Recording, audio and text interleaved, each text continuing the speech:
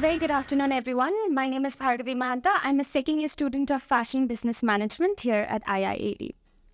I'm deeply honored to welcome all distinguished guests to the first ever inaugural Delhi chapter of the Luxury Symposium. Today's symposium offers us a unique opportunity to delve into the intricacies of this dynamic sector, exchange insight, and chart the course for the future of the luxury sector.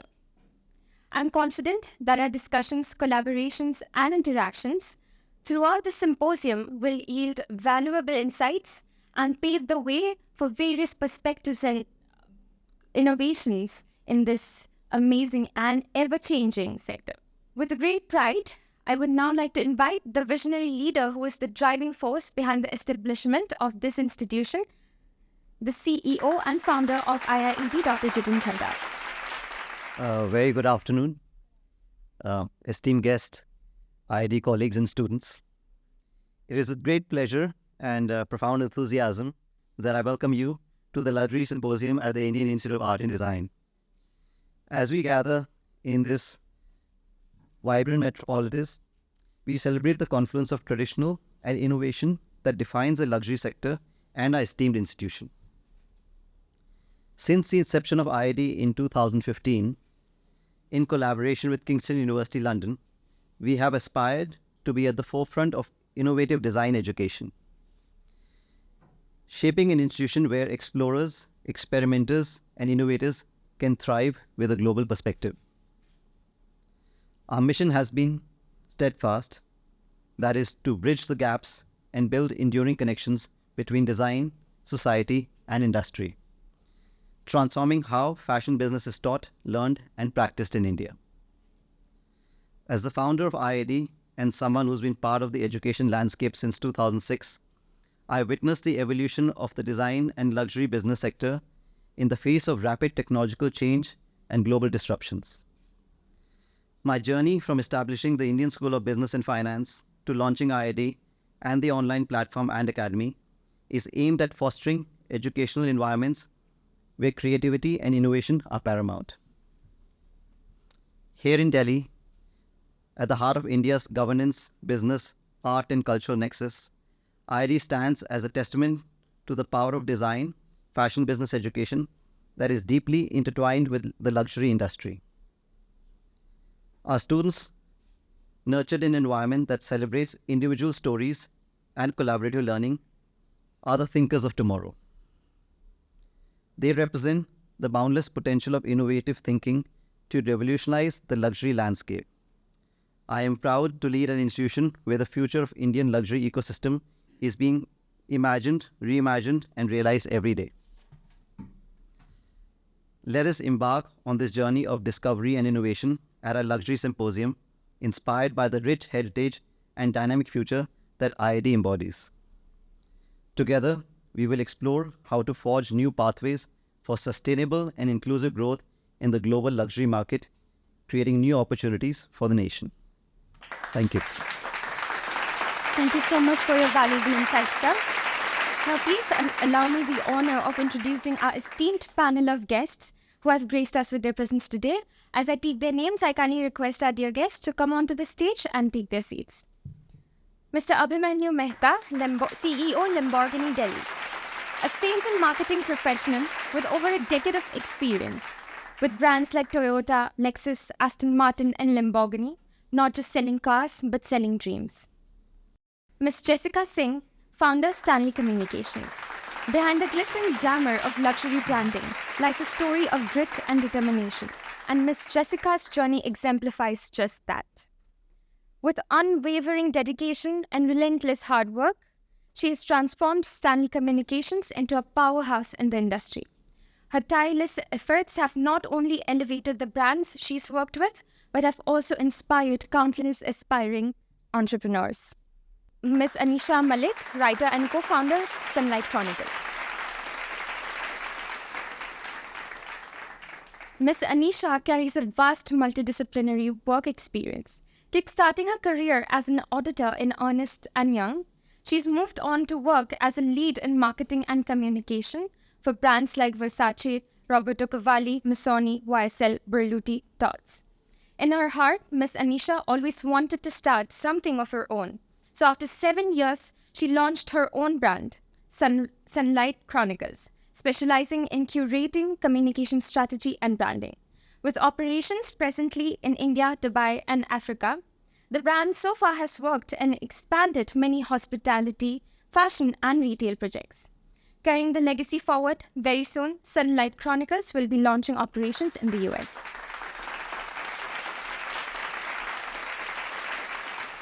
Mr. Sunil Negi, Head Operations at Tangerine Skies Pvt Ltd.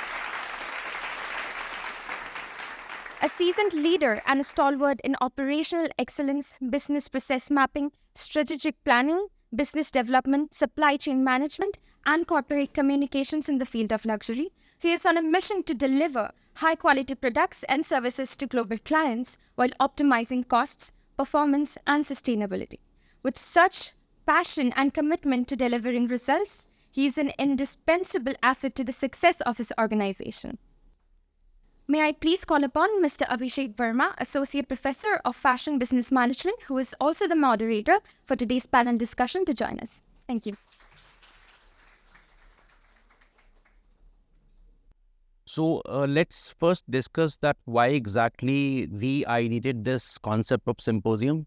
I mean, we came across this kind of concepts in countries like Milan and Paris.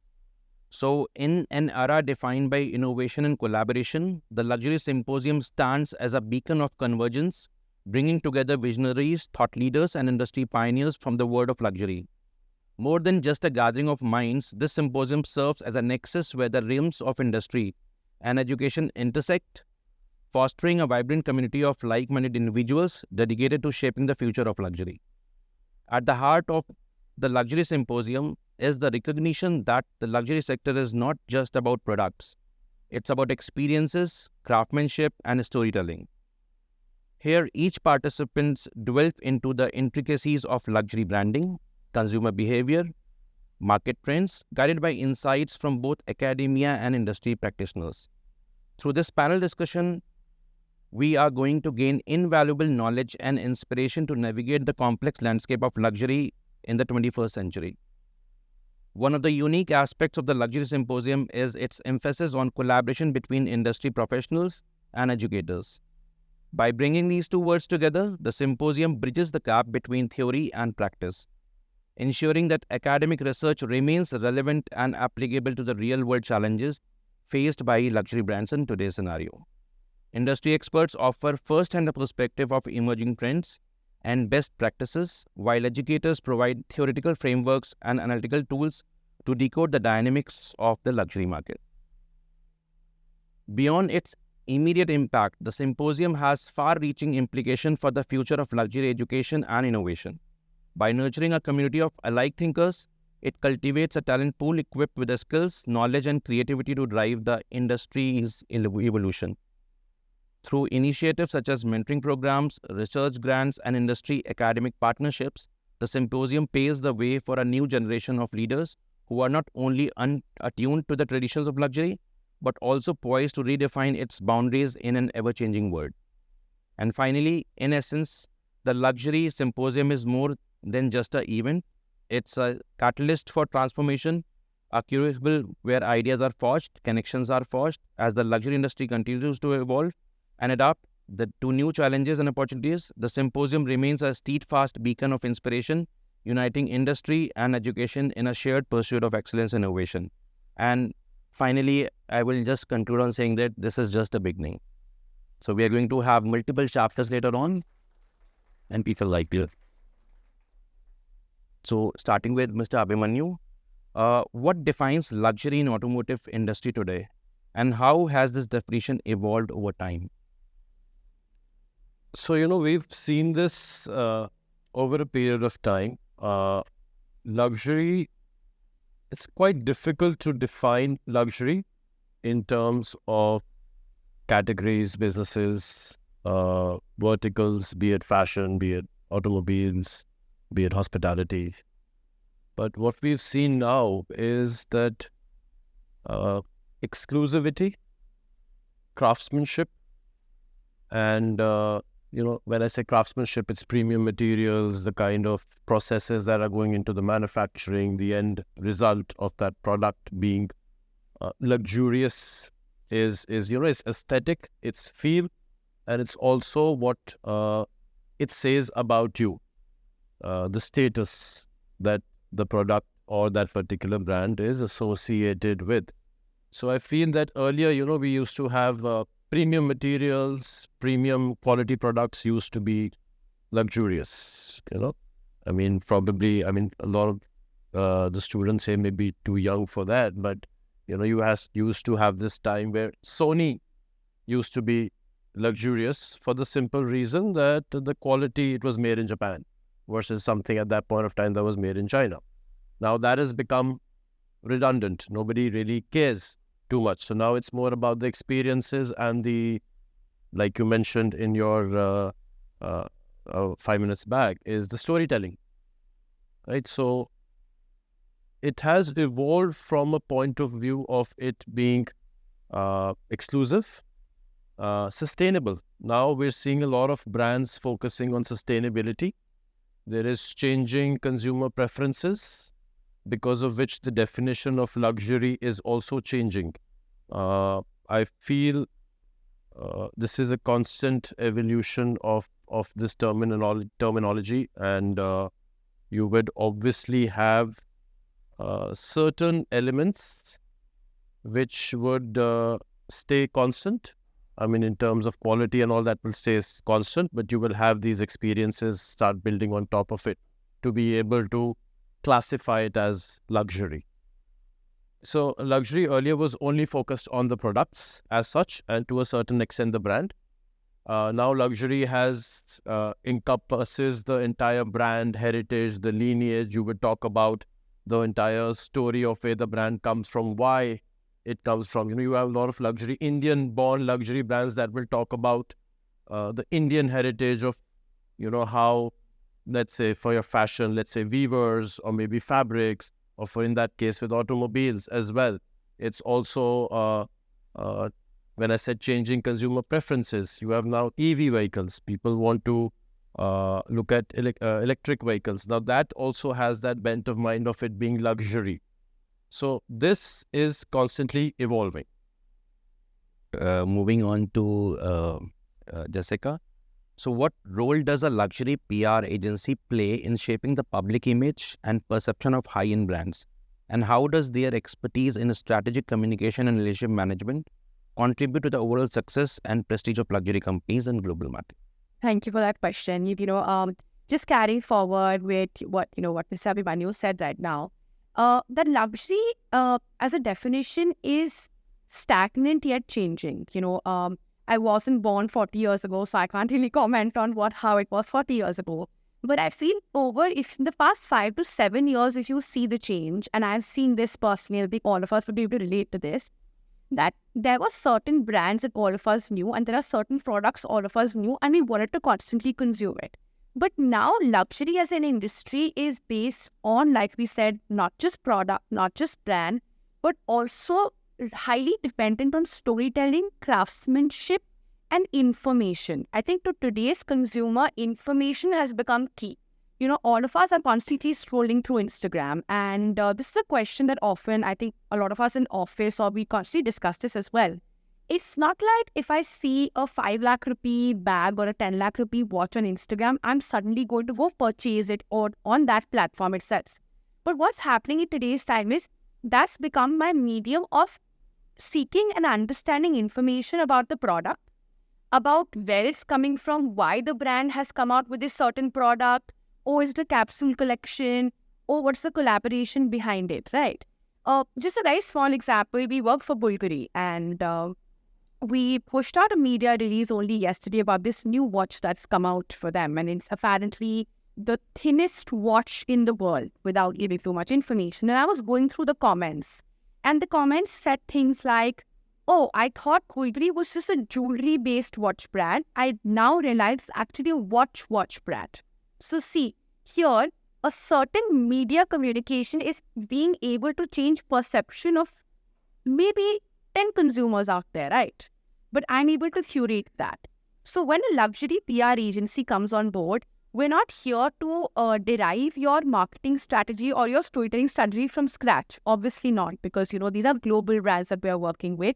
They have a standard medium of communication that needs to be maintained. But now brands internally and with their PR agencies are giving multiple stories to be communicated, that we then communicate through basis of media, through basis of influencers, through basis of events, activations, digital campaigns. I think the world has a lot of different examples at the moment, from taking an example of a Dyson, which is a technology luxury product, which communicates itself to be that one product you cannot live without. I think a lot of the girls here would have the air wrap and the hair category. The positioning and the storytelling is always about, it's not like you can't buy a hair straightener worth rupees 2,000 or there are other brands not available, right? So as a PR agency or a luxury marketing agency, I'm helping them communicate that story and help it become a trend. Versus to another brand, I'm helping them communicate their newer collections, newer ambassadors, and help them tie in with their audience using different communication pillars like I mentioned. So it's absolutely imperative in today's time, and that's why we're seeing that brands who were not ever hiring local agencies have started doing that. The base example also I can give you is Indie Tech's group. So I'm sure everyone's aware of Zara, Massimo Dutti, and I personally work with them, and I can tell you this.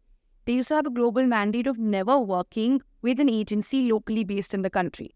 But this is 2023 is the year that they made the change, because they said, now we understand to communicate to the local audience, we need to speak their language and do things that they understand and they will, be perceptive towards. So that's when roles for us comes in. I think very rightly said that we say that, when you speak in your local language, you talk from your heart. And when you talk in some other language, you're talking from your brains. To an extent of all the, Indian ambassadors, Indian celebrities becoming ambassadors for global brands, not just in the luxury segment, but also in the premium segment. Moving on to Anisha, what were the primary challenges you faced while establishing and operating a marketing communication firm specializing in luxury brands within the Indian ecosystem, considering factors such as market saturation, cultural nuances, and evolving media landscape? Thank you for the question. So, to be honest, there have not been trouble in the last 5 to 7 years to establish and communicate with people, because it was a two-way communication. Brands and individuals needed us, and vice versa. We wanted to grow, we wanted to share our ideas. However, there was a little loophole and a challenge that we faced when we were hiring workforce. So there was a perception that a designer who is into graphics or into the back-end side of communication and marketing does not have to know the front end. And we've actually perception and thus established ourselves as a communication and design company, because if we are working in the luxury or the boutique industry, somebody who's even sketching for me or designing a logo for me or doing any kind of branding has to know the client, has to know what luxury is, and has to know the competitors. So this was kind of a little slow-moving situation, but it has really become better. And that's why I'm here, and we've been working with so many fashion schools to tell you all that irrespective of the course that you're doing, we definitely feel that somewhere or the other you all do fit into luxury. So I would answer this by saying there was no trouble or problem. Few things were slow, and now the industry seems very welcoming for this. Rightly said. I mean, we keep on telling our students, you have to understand your consumers, because whatever functional area you pick, at the end of the day, if you understand their psyche, then only you can design or logo for them, or maybe create a campaign for them, or maybe deploy any specific, campaign around it. Coming to Mr. Sunil, what is the scope and significance of a factory working in the production process of high-quality brands within the Indian luxury ecosystem?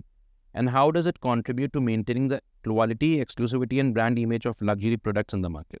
So unlike Abhimanyu, Jessica, and Mansi, who are at the front end of the luxury products and manufacturing, right? We are the back end of it. So we, as contract manufacturers, tries to maintain as much as brand protection for the luxury brands and the de-branding of all the materials which we have produced, that we can't sell it to the outside person apart from the luxury brand products we are making. And we are very fortunate enough to be part of this ecosystem. And this ecosystem is not based on a buyer-seller transaction. It's a relationship which we have forged over a period of time. My mentors in my company who have worked tirelessly for the past 20-25 years. And this is why we have been the third largest leather manufacturer, goods industry manufacturer in the country. And coming on to how we maintain stringent quality parameters, we have like 100% raw material, sourcing check at the initial stages, so that nothing goes into a product which is not being checked by the seller or at our factory also.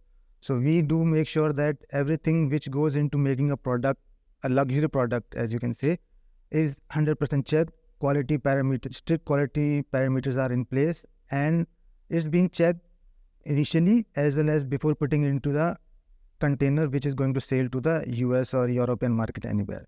So this is where we come in. So we are a small cog in the entire ecosystem, right? So that is where our production capabilities come into place, because there are many people, many companies in the world who are, vying for that small pie of that entire thing. So we are growing at a run rate of 10 to 15% year on year, and we want to increase it to 50 to 100% in the coming years also. So that is. So sir, Madam, you said a small pie, but I think that is the most important place, like what Mr. Abhimanyu said, that, it's a product. So at the end of the day, if there is a flaw in a product, or whatever story I am selling, it is not going to justify the brand. So very important if you talk about the factory. And also it's also about the trust the brand has placed onto us as a contract manufacturer, right? They have ensured that we not only maintain but, increase the trust which they have entrusted on us for the past 20-25 years. Because we have been working with brands with whom we have been associated for more than 25 years now. So like MK, Coach, Zara, over the past 5 years have been associated with us, and most of the volumes from India, they source from us only. So this is because of the trust we have built in with these guys. So coming back to Mr. Abhimanyu, what are the key factors driving the growth of luxury automobile sector in India, and how do they compare to global trends in luxury automotive consumption?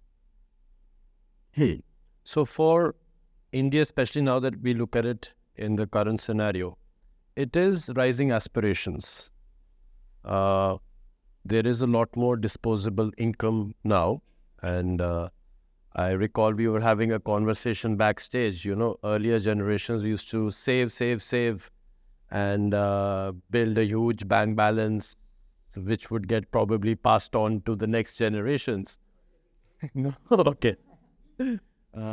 To now the current generations or consumers who are leading it from a point of view of, we want this, we want to buy it, we will figure out how to make it happen, which has led to a lot of, let's say, increase in credit cards or credit debt. So all of this is driving growth across industries. And of course, our infrastructure has also grown.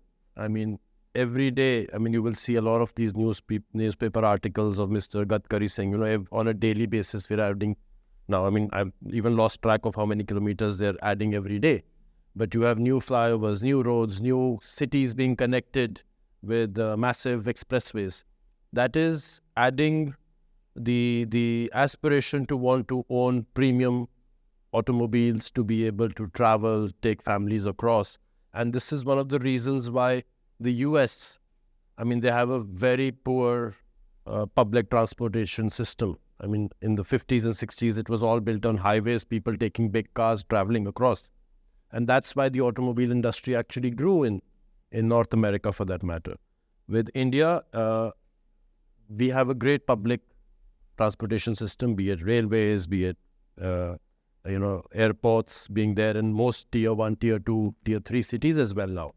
So this infrastructure change is adding the growth to the automobile industry now.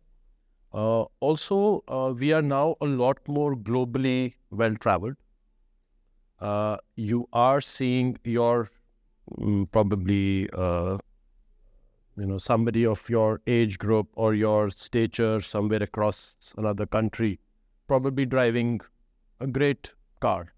I mean, you would see that. I'm sure a lot of you would have cousins or probably friends who migrate to the US and say, we bought a car here to go to college, and you'll be like, that same car here is actually a very premium car, and their college students are driving it, right? So that is also aspiring for everybody to look at probably buying better, more luxurious premium automobiles, and the entire automobile sector in that sense is growing because of that.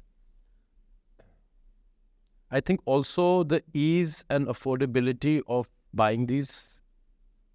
Earlier, it used to be a lot more difficult to be able to purchase automobiles. Now banks have made it a lot more easier. It's easier to, you have subscription models, you have leasing plans, you have, of course, the vanilla financing models, which also is increasing growth. And then most importantly is the digital aspect of it. It's a lot more easier for brands to reach across. I mean, you now have configurators and online showrooms and virtual showrooms in that sense, where you really don't need to actually even step out. And this is something that we've realized in the last 5 years is somewhere, and that's a challenge for the luxury market, which we are seeing. I would say the recent generations do not really want that whole engagement.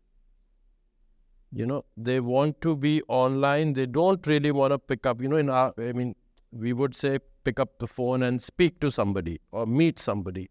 It has now come in, okay, let's WhatsApp, let's, DM each other on Instagram, or let's just message, or, I want least human interaction to do the whole process. And that is where most brands are now pivoting to. I mean, I'll give you an example. And of course, this was related to COVID, but we did kind of scramble to kind of make sure that we're still at the forefront of it, is we globally launched a car in augmented reality. So because we could not have any physical launches, it was all designed in a way where, you have countdowns and timers, and, this is where the launch happens. You have online, you have this car shrouded in a, it's hidden. And then at that same time across the world, you could pick up your phone and use an AR app to actually watch the reveal of that car and engage with it. Interesting learnings. Our traditional customer base really was unaffected. They still wanted the touch and feel of, I want to see the product, smell it, feel it, touch it. The newer generation loved it because for them this was cool, right? And it became viral and it became, all of that. So somewhere most luxury brands are currently on that pivot point as to do we look at our loyal customers who have been traditionally been handled, or do we pivot into, doing things for the new way, right? So somewhere this blend is what most brands are trying to still struggle with. And I believe maybe, I'm sure you face this on a daily basis where, you'll be like, what do you want, right? So, yeah, so just to summarize, I think I got on too long for this.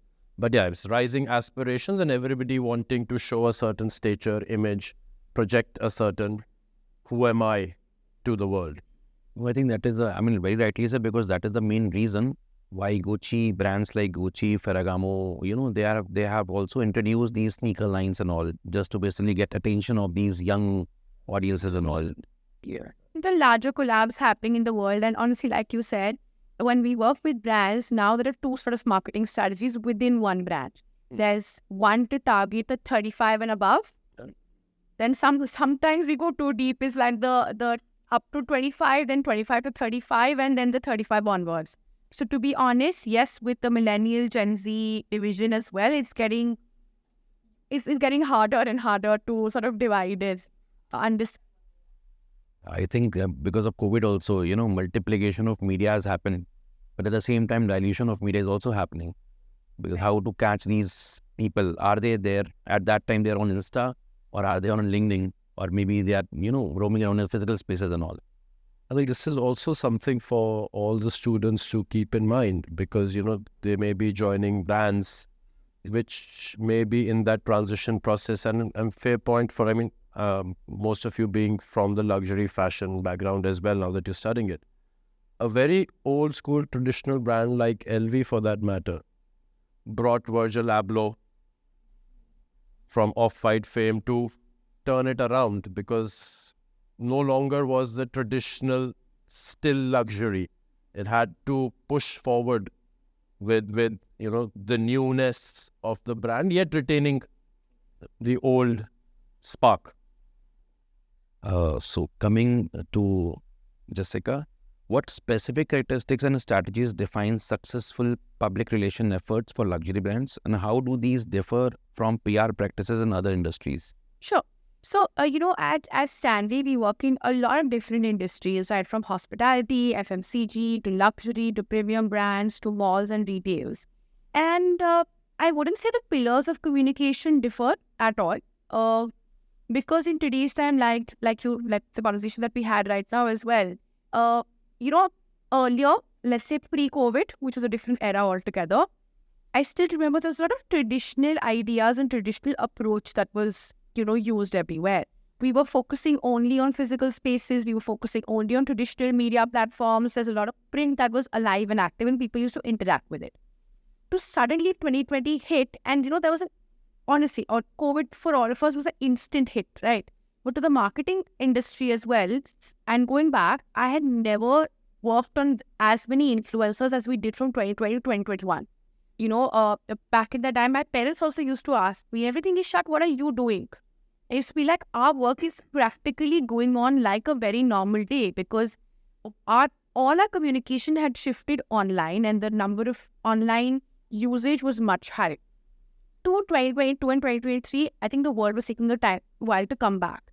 But the last 6 months, what's happened is it's become harder for brands, because now we have to, signify physical spaces, traditional media, online media, influencers, to events and activations. So what has happened is, over this 5-year sort of changing era, the marketing segment has just gotten broader. So, for some it's great, for some it's not, like we said right now, example in LV only. They have to still maintain the traditional marketing for the loyal customer, to newer collabs, to target a newer customer and then amplify those things, right? So I still believe, be it hospitality, be it FMCG, be it technology, or be it luxury, the pillars still remain the same, which is now larger than ever, where once you guys, of course, study into it and you intern somewhere, you'll understand that one account executive today in a marketing or a PR firm needs to be well trained in traditional online media, to digital campaigns, to influencer marketing, to understanding what all goes behind an on-ground event, because brands need it all now. Yes. So, like I said, pillars remain the same, but strategy is never a copy-paste. It to a level where, example, a Tiffany and a Bulgari might be in the similar category, but I'm using those same pillars to tell a very different story to a very different audience. Because Tiffany might have a very old school audience, to moving forward into a millennial audience. They want people who like TNT jewelry or who want to make smaller investments, versus a Bulgari, which is high fashion, also having old customers, to people wanting the newer trends, example, a 𝗟𝘂𝗵𝗶 watch, etc. So pillars remain the same. So it's very important to be understanding and understand the usage of all the pillars, and then use them, case to case. Coming to Nisha, so there is a question in students that when they say marketing, they themselves are not very clear exactly what marketing mean. So I would like to basically highlight this question, that what are the fundamental distinctions between marketing and public relation strategies, particularly in the context of luxury brands, and how do these disciplines complement each other in achieving the overall brand objective and maintaining brand reputation? So, firstly, I was also on this side of the table, and I had the same question few years back. And to answer it very honestly, in India and some parts of Asia, it's a gray area. People feel that marketing and PR are overlapping, which could be to a certain extent. But we've noticed that the more segregation you make, the more specific your strategies are. Usually, all the luxury brands, like Jessica also said, in a span of 90 days to 6 months, they have certain strategies based on the pillars or their communication plan. And to achieve that, it is very important to have specific marketing guidelines and communication processes, and have a separate space and concept to take the PR ahead. Now, I think in terms of PR, she's right that brands have opened up to influencer marketing, to getting ambassadors on board, doing so many different kinds of media. Marketing has a role which has been more about deciding the pillars, establishing what the brand must look like in 3 months, 6 months, or the next 3 years. So when we sit with a brand, we recommend to them that this should be your branding, this is how your social media should look. All of that is backed by the PR activity that we do. So marketing ideally makes the pillars. You decide the communication, you decide the design, you make everything is set on a platter. But the way you launch it and take it to the public, that's where the PR comes in. So when anybody joins us from a school or has 1 year experience, we try to put at least 3 months of training to understand, because you guys also don't know what your key strength is in the initial few years. So we prefer that you take a taste of all these departments, understand what your own liking and USP is, and then gradually, yes, you'll see a difference between marketing and PR, and you'll know which way you want to go ahead. So if I just explain in the most layman language, understand marketing is a larger umbrella, which then has... So the meaning of PR has changed, like I mentioned, in the last few years. So PR has now broadly become, like you, Anisha said, gray area with marketing. But larger marketing umbrella will have lots of different tools. Social media, performance marketing, the communication your website is saying, your, today in the world, CGIs and, AI, augmented reality is also a way of marketing. So take marketing as a larger umbrella. And like Anisha said, it's very difficult for you to be sitting here and understand what your key strengths might be. So training, internships is the best way to go to understand what specification under the larger marketing umbrella you want to go in. Like I said, actors and these time influencers is not. Today, entrepreneurs are the biggest influencers, because people want that touch of reality. This is a person who has a life like me. They go to work, they are busy, but they're using this product. That connect is super. Absolutely. One of our biggest influencers for us in India is one of the Lamborghini owners, because everybody wants to hear from him because he's put the money where his mouth is, Coming back to Mr. Sunil, what are the primary challenges faced by factory aiming to produce such luxury products, considering the factors such as maintaining the stringent quality standards, sourcing premium materials, ensuring skilled craftsmanship, and navigating regulatory frameworks? How can these challenges be effectively addressed to uphold the reputation and exclusivity of the product? So Abhishek, we are in a very traditional business setup, right? So we in our factory have a very dhanda mindset. कि कितना बचा लेते हैं घर में. So what we do is like my primary objective is to be profitable in this highly commoditized market, right?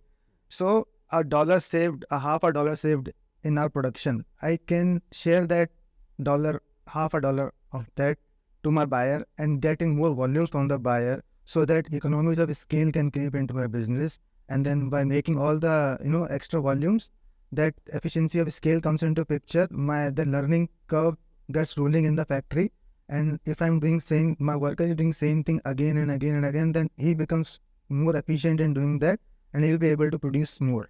So that is where my job comes into picture, right? There's a daily hustle I go into, like आज कितना बचा है, आज कितना बचा है, आज कितने बनाए.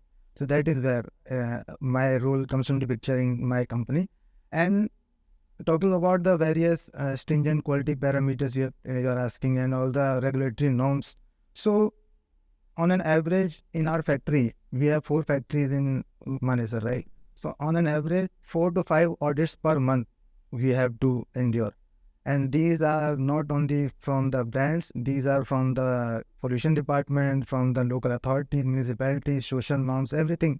So keeping all these into picture and being, and pro in all these things, and then making a profit out of the business which we are doing is a challenge for us. And so far we have been doing it really well, but in future, like I said, the economies of scale comes into picture. We want to bring in more business from China, Vietnam and Cambodia, which these brands are passing on to these countries, to India, and be more employable in our country, and give more employment to people like who are sitting here in the audience as well.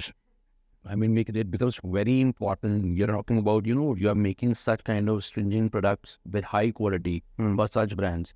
And other way side, you also have to balance the efficiency. Exactly.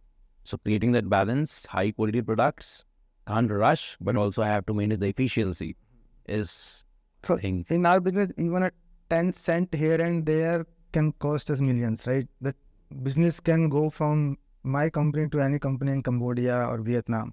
So whenever I'm selling at 10 cent, I have to share that with my buyer. Okay, 5 cents I'll take, 5 cents you can take, and give me more business, give me more volume. So that is how. I think in recent last 5-6 years, the norms in terms of labor laws have changed, because of which factory cost is going up, and that's why we have seen a lot of movement of factories moving from India to Bangladesh, Cambodia, Indonesia, and Vietnam. And for us, operating out of Manesar is a bigger challenge, because the minimum wages are the highest in the Manesar area across India. So keeping that into picture also, it's very difficult for us to be profitable on a consistent basis on each and every product we make. So we are shipping around 2 lakhs bags per month from India, and we want to increase it to 5 lakhs bags.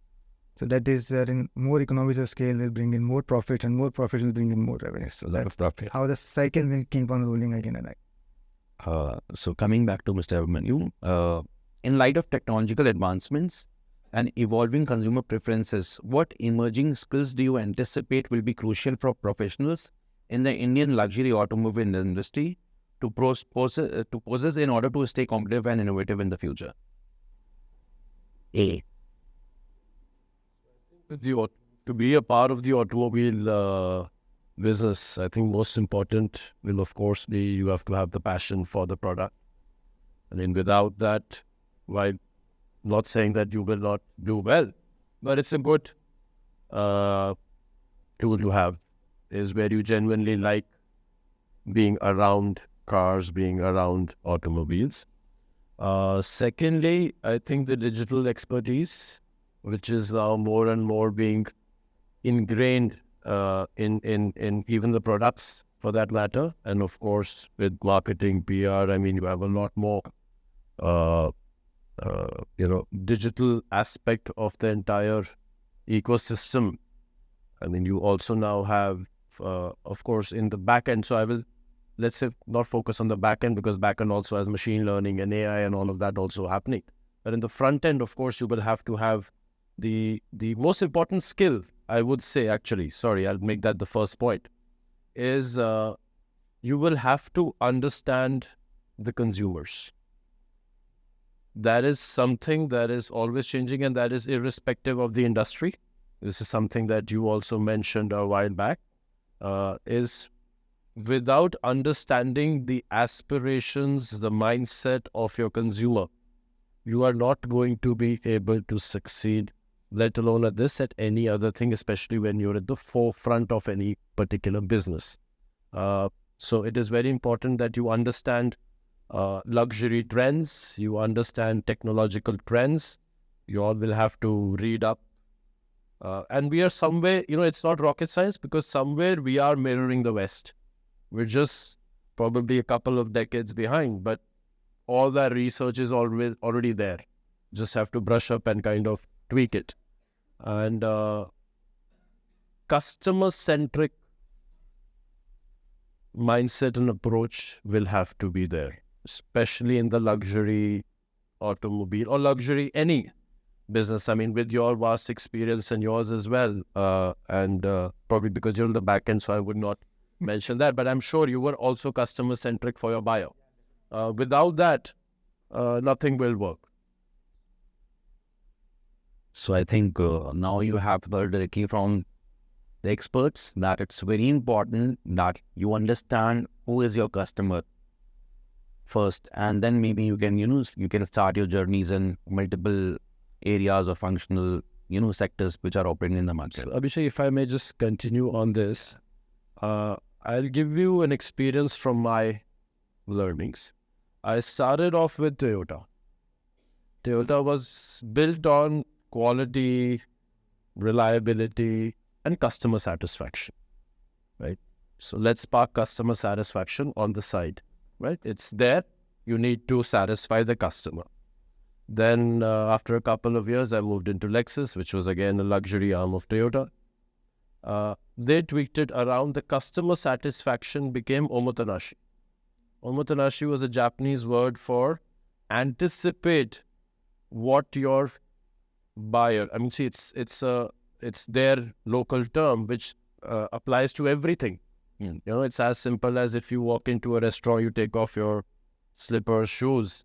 When you come back, somebody would have turned them around for you, so you can just slip into them. It's that anticipation. So from Toyota, Lexus is also making similar cars, probably a little more premium, but the whole customer mindset changed. Customer handling mindset changed. We just don't satisfy. Now we anticipate what the customer needs. Moving to, say, Aston Martin was, okay, we focus on the brand heritage of the, the brand, for that matter, and we focus on the customer handling from that bespoke. It's one-on-one. Every person is an individual and every strategy is designed for that one person. To Lamborghini, where it became more thrill, more emotional, but the customer experience and handling became experiential. I mean, you could have a very nice supercar standing there. It looks beautiful. But how do you make that, the emotion come alive is when you have those experiences tailored around their product. So, we'll have track days, people getting to drive it on the track, taking it to the hills, valley. So, somewhere customer-centric approach was always there. It just everything else kept changing, depending on the brand and probably the category. But that always stayed constant. Like he said, that's what we talk about. Some brands are majorly emphasizing on the community. There's no building around, because if you talk about Ferrari or Lamborghini, both of them are delivering good quality products. But then at the end of the day, what kind of events Lamborghini is doing, in which consumers want to be part of that community, is differentiating them from, Ferrari and all.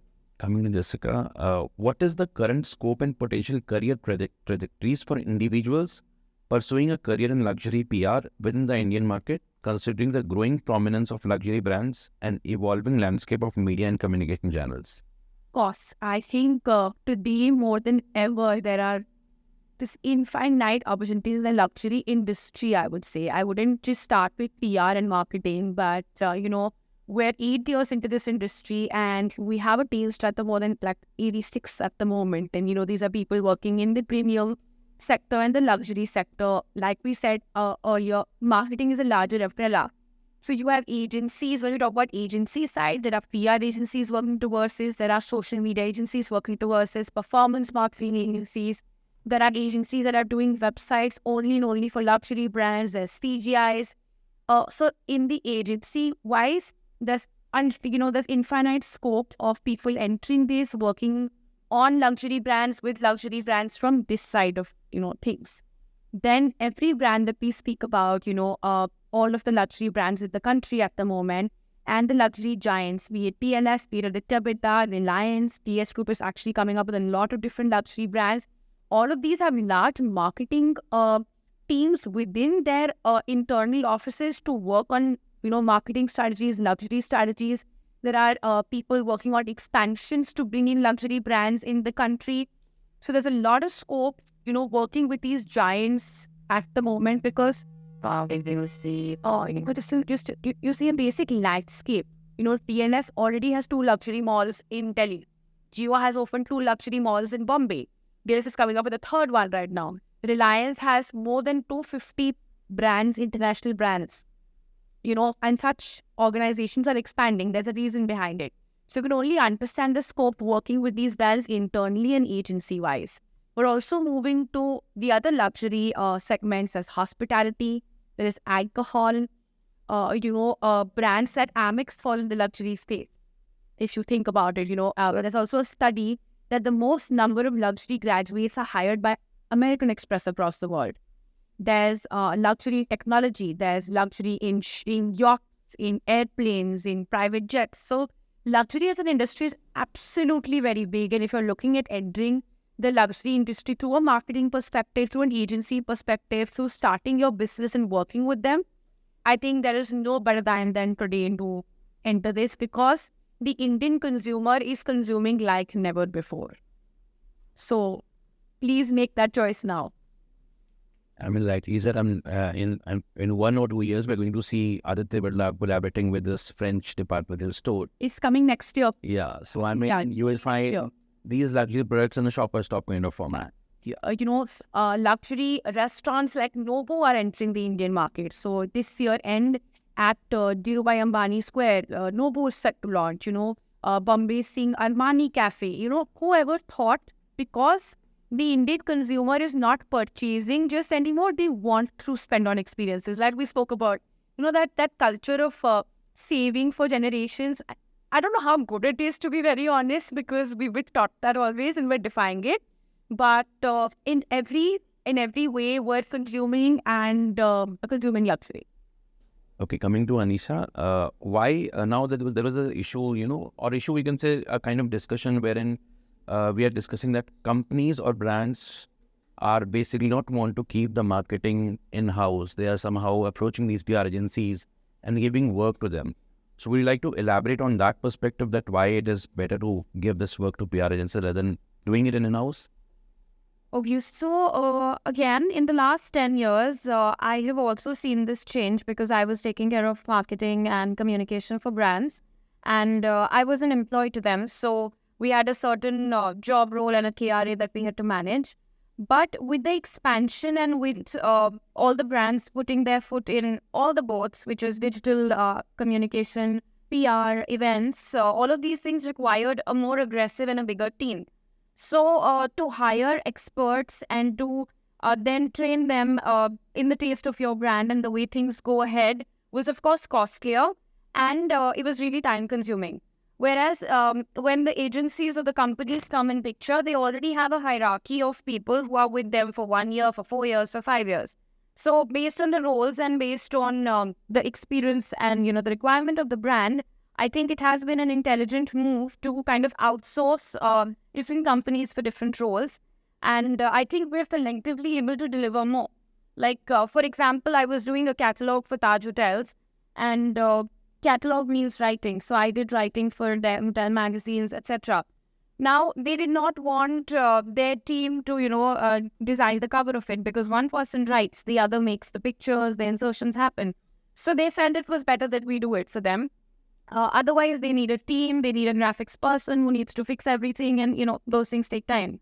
Again, coming to brands like Berluti, where I was taking care of marketing, it was not possible for me and a team of 4-5 people to take care of all of these areas, which means PR, influencers, coordinations for the events.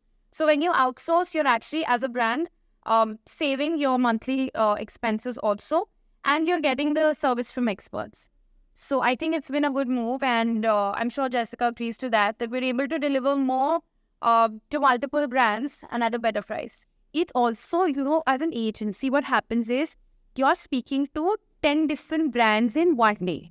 Yeah. So, maybe you're working with, like, example, I work with DLF, okay? So I know what's happening for the mall. So when Reliance or a brand by Reliance's in DLF malls calls me, I already know the context of things or what works for that audience or what will bring footfalls, etc. This is an example, but there's a lot of cross connection. And today's world of marketing is working on cross connection and linking one brand's consumer to the other. Once you've understood that these, like I said, I think you said, there is nothing that can be done without understanding who your consumer and your customer is. So once you establish that, a cross connection works really well. So, outside agencies being fresher perspective, they know the pulse of the market, they're sitting within it. So it just becomes easier, then of course, cost saving. So I think in terms of your question, this questions keep on coming to me that, I want to join a marketing, but only for a brand. So now you can see that, if you're approaching for these kind of agencies, you are going to work with multiple brands at multiple stage those brands are at, and understanding, you can develop a good understanding of multiple brands at one shot. So much more exposure at once. Also those, because those, like you mentioned and even Jessica mentioned, that those roles are now very limited to an overview of handling the entire, looking at the big picture. Yeah. I mean, to give you an example, for the entire country, we have 4 marketing people, right? But we will have probably about 100 people through creative, social media, PR, and those are, so it's of course cheaper as well. I will be very honest. It does become cheaper for the companies and the brands. And also, it takes away the ownership of, finding the right candidates, training them, grooming them. It takes time, right? So like you said, I mean, working with an agency is as good as I would say better than working with most brands, because you get to learn more and see a lot more. Just add one little thing. Again, this is just struck out of experience that there was a little mind block I felt in a lot of students who are studying fashion-specific luxury. They did not understand, or maybe it was like a bubble, that luxury in India is restricted to fashion brands. That was because Emporio came up and brands started establishing. Delhi, Bombay started to almost compete. But we've realized that if you're a part of an agency or a company that's taking care of hospitality, automobiles, technology, you're able to give more ideas and more marketing collaborations, like they said, to your client. So myself as an employee, the number of ideas or executions that I could give to a luxury brand then, now I have more on the plate. Now I have more to offer, more ideas, more different things to execute.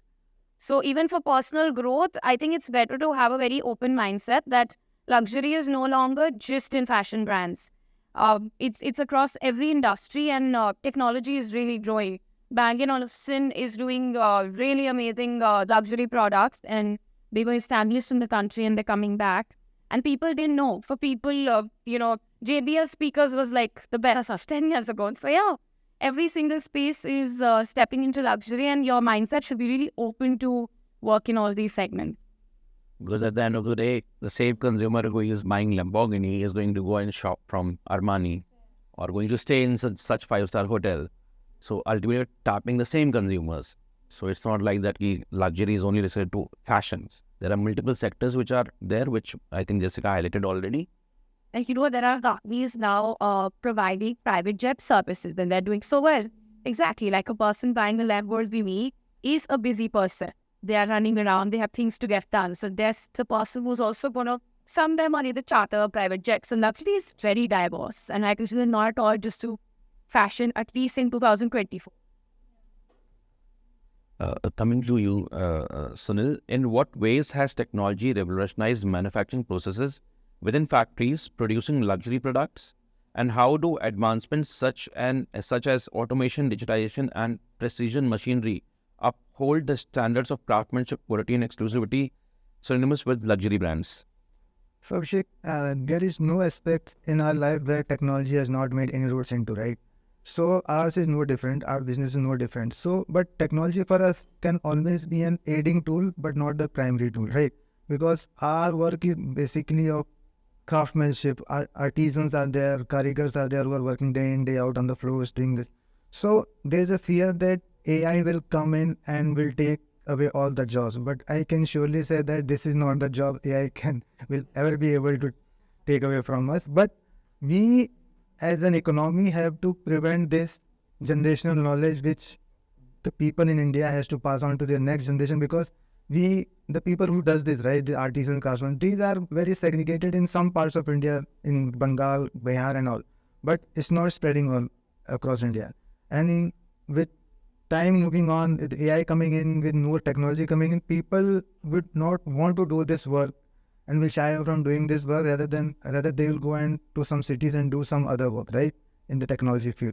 So, and this will immensely, affect us as an economy, because this is one of the areas which employs a number of people, right? In our factory only, we employ 5,000 people who are just the artisans, the karigars and all that.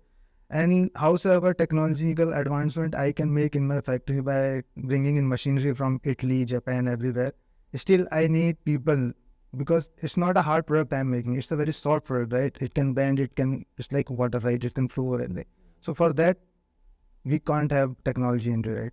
So the machine, the person who is working on a machine needs to has to have the know-how of the operations of the machine, how to operate this.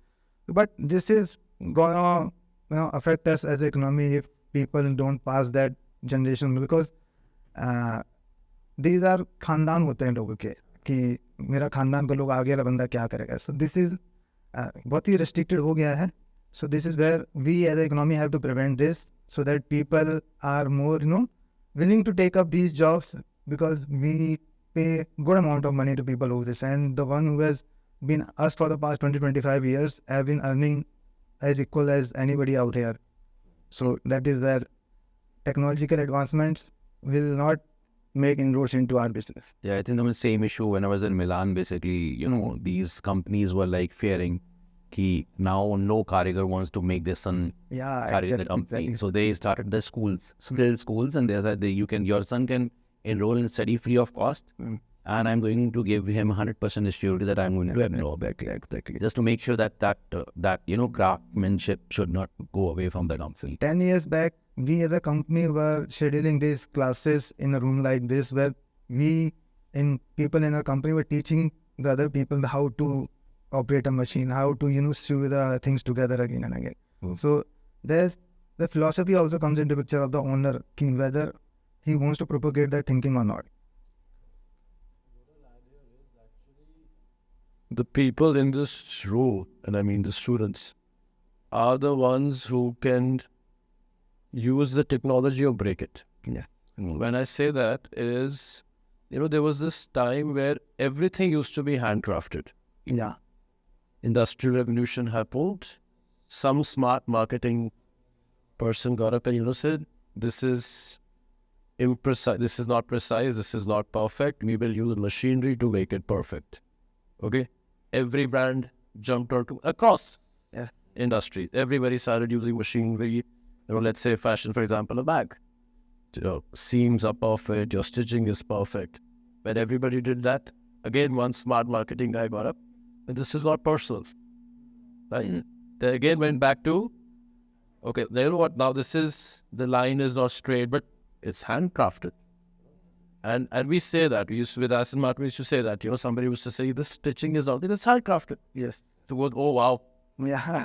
Same 20 years back, we'd be like, what is wrong with you? Why should I pay 7 crores for this? So again, with technology coming in, there will be one of you who will say, this is not luxury, or this is not great anymore. That was basically catered to the mass market. The one quantity is. I still feel that even among mass brands are now, at least in their smaller, I was reading H&M did some collab and tried to do this. Yeah, with some luxury, and they were more handcrafted and all of that. So there are a lot of mass brands. Yeah, so business rich. So until that 2,000 fee t-shirt, because that was at, you're far Right. something. You were sold out within half an hour. So there is that artisanal effect of bringing up aspiration. Yes. niche, really the top hardly on there, I mean, because it's a very, very small segment there. But luxury brands, it'll come to a full circle. Yes, absolutely. This is going to be cyclical. Now, yeah. The person who has not experienced the crooked life or different in the color variation or shades, I mean, new generation, as I say, the people who have money, they wouldn't bother. That's where they come in. Buying an asthma and it's just okay. But that's the strategy, the marketing PR strategy, with saying this is cool. Versus another brand saying it should not be cool. Put it out there what is supposed to be cool as or to be honest, a lot of all of us are part of falling for it in some way or the other. That line will be changing is last us. No, experience that it is how it is. Supposed to be what is it is doing it and crafting and we're still using artisan. Because the experience is still with us. We know what is the artisan. Some point in time at the 50 years ends, there's no artisan, somebody's dogs, artisans work like that. It was a luxury in some way then. But the experience you people over the generation may not be able to carry. But we have to give I would say credit. It does when We have to give credit to a very well planned subliminal message to the right audience through influencers, through marketing, to let them know that this was and is come back. But it is today. I wouldn't say it was, to be very honest. I'm not talking about luxury and in terms of luxury global brands here, but in terms of Indian designers, they're also asking luxury, right? The prices and focus on handcrafted. We still focus on embroidery. Yeah, right. Still focus on but the thing is, the audience is very well receptive towards it. They're aware of right now. There's a very difficult, of course, to see what will happen with 3 to 100 years. But if you see the last 10 years as well, today a 25-year-old bride, I'm going to talk about the Indian luxury market at the moment, buying a Anisha Malik or a Sabyasachi, whatever brand it is and knows very well that the embroidery or why she's buying it. So hopefully with the right communication that these brands are choosing, at least for the next 25 to 50 years, we'll be able to take it forward. And the fashion is changing so fast that for the past 6 months, we as a company have been shelling out 50,000 handcrafted bags, macrame and crochets, right? Which are not being done in-house. We have to, get it done from the people who are living in Bareilly, Muradabad, somewhere. He wouldn't say he's English sustaining his arts. We've been working with crews out years. We know how difficult this is in here. I mean, they always aspire to go and ball. Yeah. Actually, how would we stop them just business in jet and these people are looking for the ticket man still? Yeah, and these guys are so skilled. Well, in the winters, right? They are inside the quilt and doing their work inside the quilt, and they are making the product as good as doing in daylight.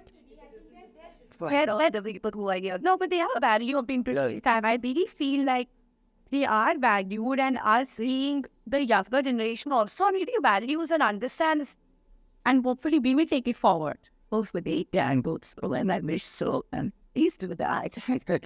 I get tired. Think about that. Yeah, they're huge about often needing it. Yeah, definitely. Hi, sir. So my name is Jia, and I wanted to ask that Lamborghini recently has made a small change in its logo after 20 years, while maintaining its aim towards sustainability and decarbonation, while staying true to its mission, which is being unexpected, brave, and authentic. So I wanted to know your views about this big change that the brand is doing, or is it doing just to retain and communicate to the younger customers and be valid for them as well? What I said, the brands which have loyal customers, and while they're trying to target new customers, this is a little more minimalistic approach of, let's say the earlier colors were yellow and black, and, a very strong, defined bull has now moved to a lighter shade of almost golden. Just a silhouette. No? It's just a silhouette with the bull being a little more, I would say, not being shown as a bulky bull, but a more aggressive, streamlined. And it's exact, but while retaining the old, essence of the brand identity. So it is exactly like what you said. It's trying to be on that fence to be able to retain the loyalists while being able to attract a newer audience. And of course, with this, it's part of the 𝗟𝘂𝗅𝘂𝗿 program that they say, which is going to be more hybrid, electric. Again, all of that is also somewhere looking at the future while still staying connected to their roots. So this logos change and the brand identity change that you're talking about is actually just managing both sides. Very warm greetings to the entire panel. My name is Sneha and I'm a last year fashion business student. So my question to the panel is, how do you maintain exclusivity through marketing campaigns and PR events for various brands, simultaneously maintaining the communication across the masses? Like, how do you identify the target audience of 2 people out of the audience of 2,000 or 2 lakh or 2 crores? You said luxury and masses in the same sentence. That's a big conflict because in luxury it is a niche acquired taste. So if I start approaching, so the thing is, the information, I want it to reach everyone because only then the masses will start aspiring for it as well. And we're talking about this generation wealth that's being created. The corporate people who want to spend in today's time. So yes, information, the idea. Why we use different ways of communication, like I said before also. In today's time, the word influencer is very widespread. There are quintessential fashion influencers, travel influencers, to you said, when you're doing the campaign for Lamborghini, race stars, race car, race drivers or actors, etc. being used. Entrepreneurs are influencers in today's time. So use different categories of people that will help your message be passed on to a very large category. As a fashion influencer will be able to target a certain audience versus a food entrepreneur versus, 𝗟𝘂𝘅𝗂𝗿𝘆 Mehta is such a great example. You will say one way, she is not promoting a product, but people follow her for her beliefs, etc. And then, there's absolute subtle product integration. So, we use different channels to pass on information. Coming to exclusivity, when luxury brands are doing events, the guest list is super tight, it's very curated, it is well thought out about. Special previews are created to a certain audience. When we do even media communication, we are very restrictive of the certain platforms that we're using to communicate. We don't even let the communication come down to the BCAT publication. So while we want information to be reaching everyone, we are maintaining the right exclusive communication channels. Good afternoon. My name is Anjali. I'm from first year PG FBM. So my question is, as luxury consumption is extending beyond metro cities, like the Tier 2 and into Tier 2 and Tier 3 cities in India. So will this brand think of keep expanding? They very much are. They very, very much are. In the recent Indore, Ahmedabad, Kanpur, Surat, these are such large markets for consumption of goods. And the very, very large malls are coming up in, all these cities. A Phoenix Palladium, which is a chain that's aside from Bombay, is now in Pune, in Ahmedabad, now opening up in Surat, bringing a lot of different area of brands here. So the large players in the market are already on it. Also, I'll share a little insight that the brands have divided their strategies for the existing audience, which is already a luxury consumer, and the aspirational audience. So you will now see a parallel strategy going for the quarter and for the 6 months on annually as well. And aspirational can either be in a metro city, the people who don't have that purchase power right now, or it could be the 2-tier or the 3-tier cities, which has a smaller audience, but they will see your buyers soon. So it's a very upgrowing, exponentially growing space actually. And I think aspirational strategies do show results in a span of 6 months. Yes, so thank you. Good afternoon, everyone. Myself, 𝗲𝗵𝗽𝗁 Mahesh. I'm a student from FBM L4. So my question is for Jessica, ma'am. How does Stanley Communications approach developing content strategies that effectively communicate the unique value propositions of luxury brands to their target audiences? So like I think we said, and Anisha also mentioned, that when you're at the side of an agency, there are different people within the organization having different expertise. We have people within our organization who are media leads and media heads who understand what business publications, what lifestyle publications, what luxury publication will help us tap the beat of the consumer. There are people who specialize in influencer marketing. So there are people who understand the right sort of collaborations, to different people who are perfect in on-ground execution. So I think the pillars we discussed, but the thing is, it's the right mixture of brainstorming as a team to individual people at different hierarchy levels having that expertise. So, like I mentioned, we're about a team of 86 people. So to break it down, we have about 5 team heads and 1 team dedicatedly working towards content. Because, when we are doing content, this content is not going up on social media, but this is the content that's being drafted to write press releases, press documents.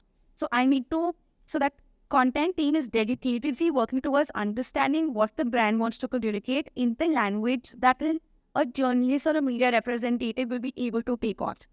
And different people across different teams with different expertise and building their needs further and coming together.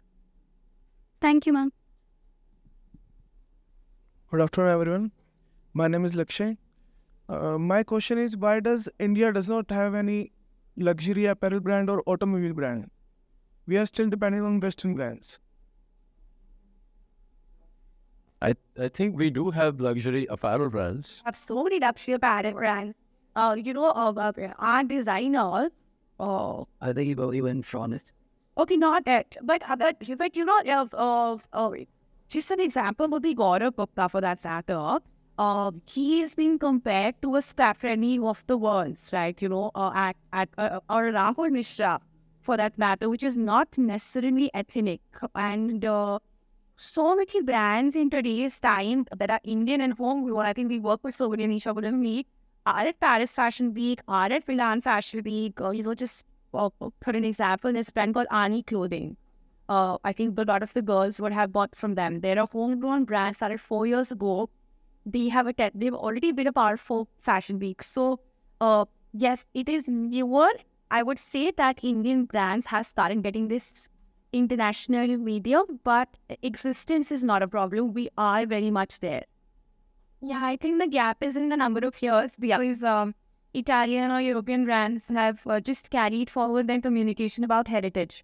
And we cannot procure that heritage just in 5 years. So I think we're new, but we'll be there soon. And I also feel that in the Indian consumer's mind, it was always fair to spend more on weddings or ethnic kind of heavy outfits.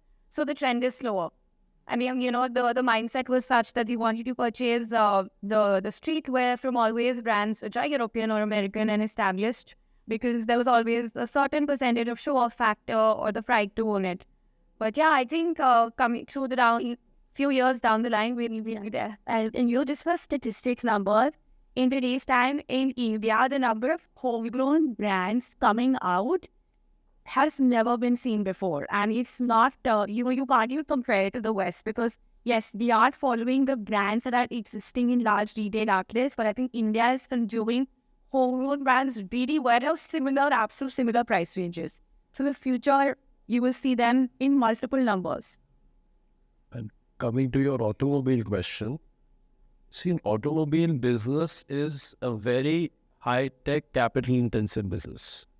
You have to set up factories, you have to invest in technologies, R&D. It's not something that can happen overnight. So you have a lot of automobile brands in the country. I mean, you have Tata, you have Mahindra. However, what we have to also look at is the business viability point of view as well.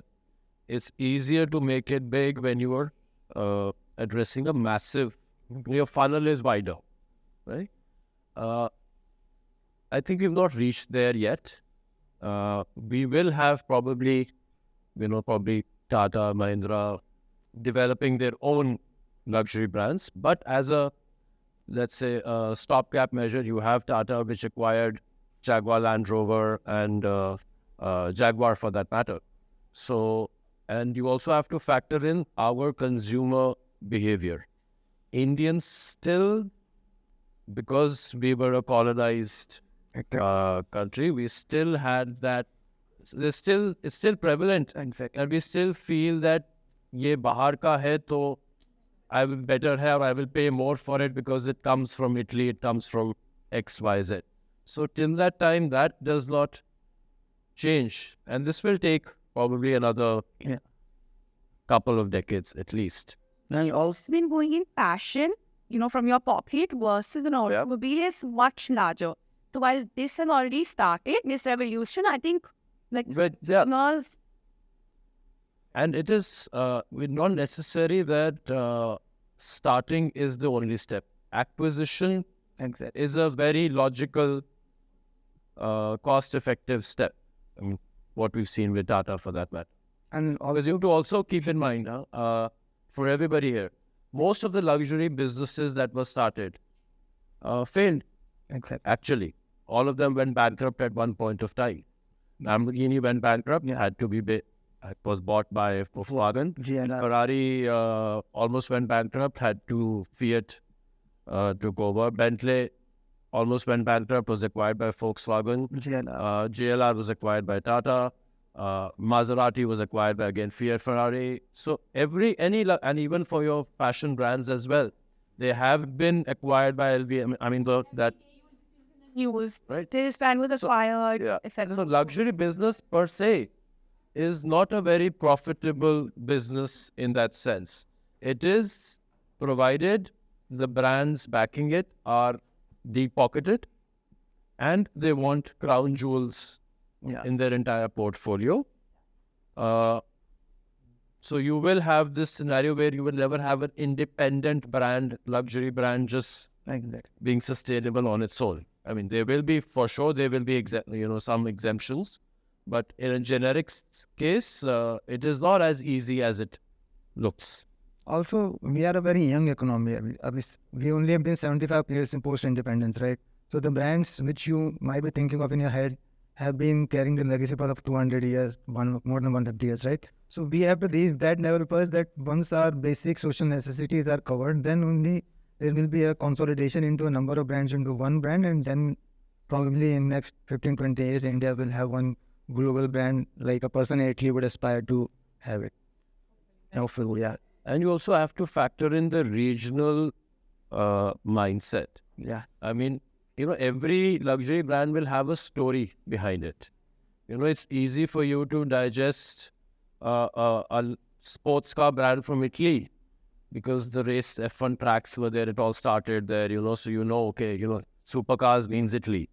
Japan has been very tech and reliable kind of economy and mindset as well of the people. So you will trust, let's say, Toyota, Honda, Mitsubishi to bring that.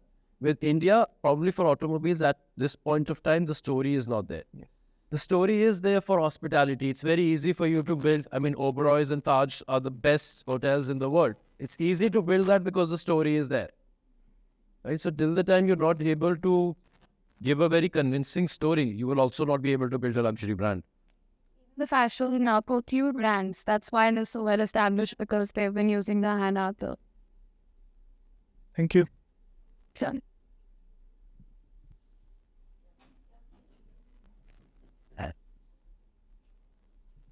So my question is that well, all they wanted in the time, how they failed, how the shoes will have a machinist.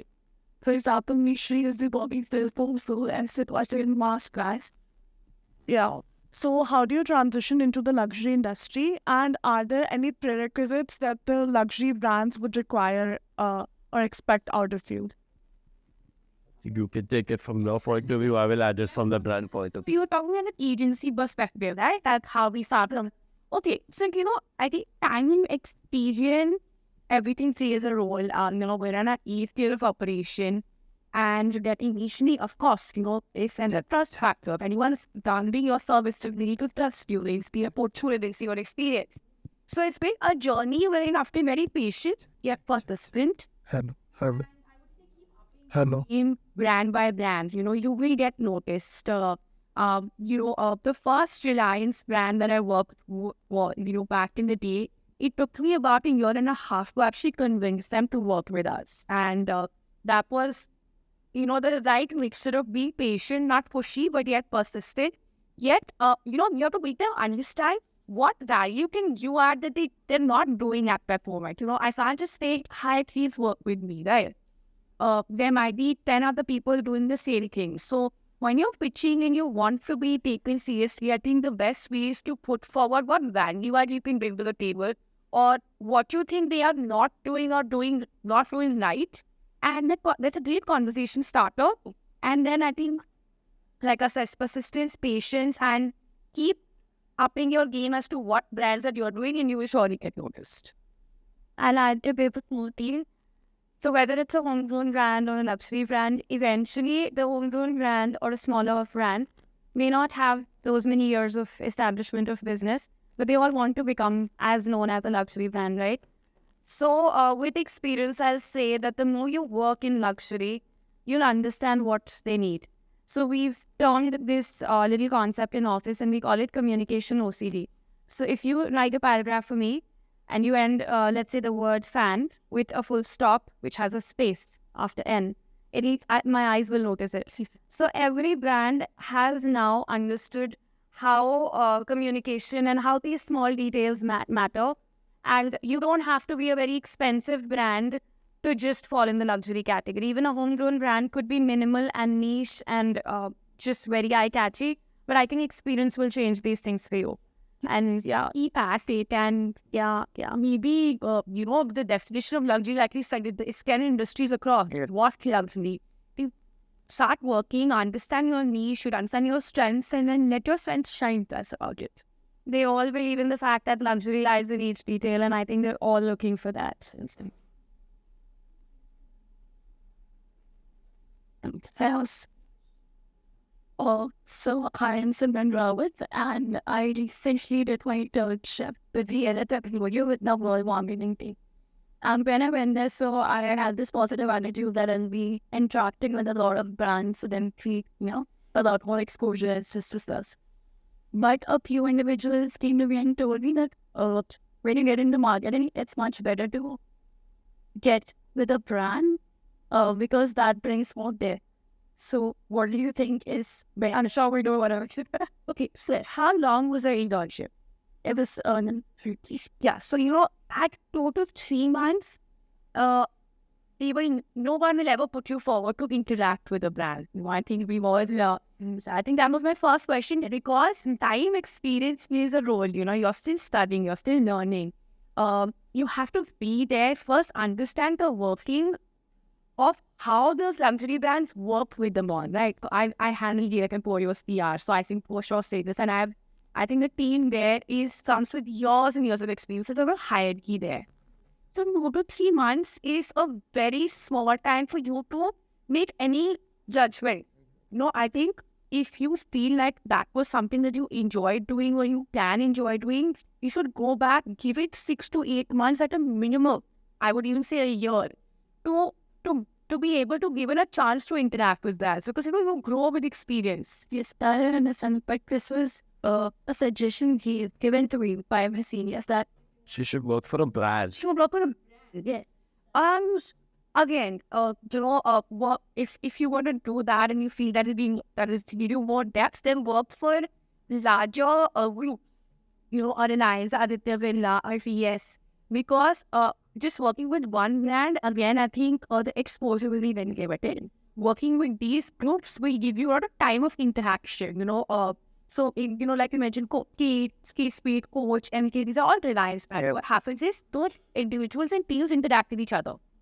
So I think if you are looking for more exposure and interaction, such large companies would be a great way to understand what brands do and also interaction exposure. I'll actually give you a little bit of truth here. while you're all doing luxury brand management, and that is eventually the goal, you have to understand the grassroots, the base of it. Exactly. Right? I mean, if I imagine myself 10 years back saying, you know what, I want to work with Lamborghini, like, there's the door, get out. Right? There is, in every field, I mean, before you start doing neurosurgery, you will have to do the whole 𝗵𝗵𝗽𝗵𝗵, whatever. Sorry, I don't know the whole terminology, but yeah, you get the point. So, expecting that because you've done a course and you go in, you will be a gift to that brand may not necessarily be true. I'm not saying it's not possible. We have ourselves seen a lot of times where interns have come in and we're like, wow, like, wow, what fresh perspective that we were kind of, it helps us.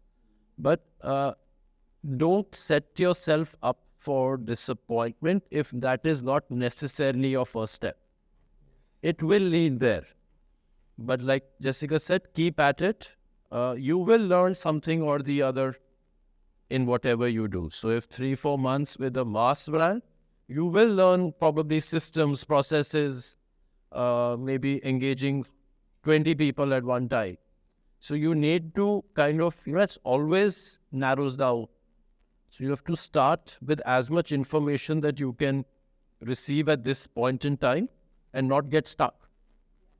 And even to the mass brand, you can work with a Shoppers Stop or a Amazon, or I'm not saying Amazon's mass at all, but that's not my any brand under the roof, son. You have to first give it time because your basics will take some time. This is why, again, my 10th year in the industry, and I can say for sure, in this industry, you learn so much on the job. We learn everything on the job because every day you're interacting with someone new with a new perspective and we're learning. So, mass, luxury, or premium, please don't form any opinions in 2 to 3 months. Because in our industry also, there are people working in my company for 20 years, but still they are not the face of the brand.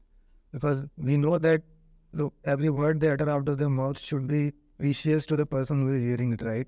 So every word has a value. So we want that person to have the entire breadth and depth of the product which he or she is presenting to the person on the opposite side, right?